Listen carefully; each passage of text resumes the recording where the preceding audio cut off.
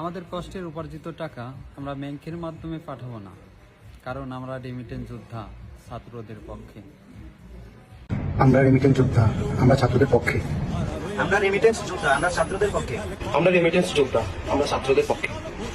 আমি রেমিটেন্স যোদ্ধা, আমি ছাত্রদের পক্ষে। আমরা রেমিটেন্স যোদ্ধা, আমরা ছাত্রদের পক্ষে। আমরা রেমিটেন্স যোদ্ধা, আমরা ছাত্রদের পক্ষে। আমরা রেমিটেন্স যোদ্ধা, আমরা ছাত্রদের পক্ষে। আমরা আমাদের ছাত্রছাত্রী ভাই বোনদের পাশে আছি, থাকবো ইনশাআল্লাহ।